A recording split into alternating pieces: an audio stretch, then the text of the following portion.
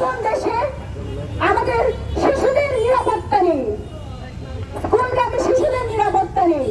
আমার শিশু স্কুলে গিয়েছে পড়াশোনা করার জন্য, কিন্তু সে ফিরে এসেছে লাশ হয়ে।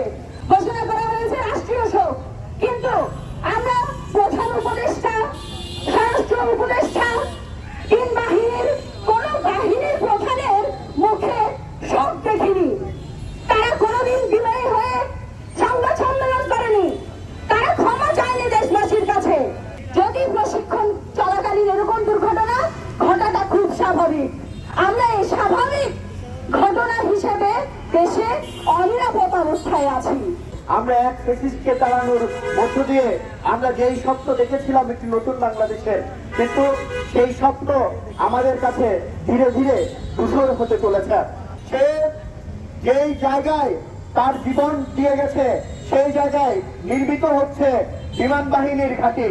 আমরা স্পষ্ট ভাষায় তখনও বলেছি, এখনো বলতে চাই, এই লোকালয়ে মানুষের মাথা গোজার ঠাঁই কেড়ে নিয়ে কোন ধরনের বাহিনীর এখানে বেস ক্যাম্প, ঘাঁটি কিংবা ক্যাম্প হতে পারে না।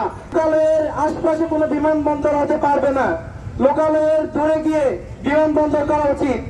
লোকালয় যেখানে আছে সেখানে কেন যুদ্ধ বিমানের প্রশিক্ষণ হচ্ছে সেটা আমি রাষ্ট্রের কাছে জানতে চাই। লোকালয় থেকে দূরে গিয়ে কেন যুদ্ধ বিমানের প্রশিক্ষণ করা হলো না? এর সাথে যারা যারা জড়িত তাদের দৃষ্টান্তমূলক শাস্তি চাই। এই রাষ্ট্র আমাদের নিরাপত্তা দিতে ব্যর্থ হয়েছে, এই রাষ্ট্র শিশুদের নিরাপত্তা দিতে ব্যর্থ হয়েছে। আমরা কি এমন রাষ্ট্র চেয়েছিলাম যে রাষ্ট্রের অব্যবস্থাপনার কারণে আজকে কত শত শিশু আহত নিহত হয়েছে না জানি? এই টাকার পরে কক্সবাজারেও হওয়ার সম্ভাবনা কি নাই? বিমানের দোষে পাইলট মরল, আর পাইলটের দোষে এতগুলো শিশু।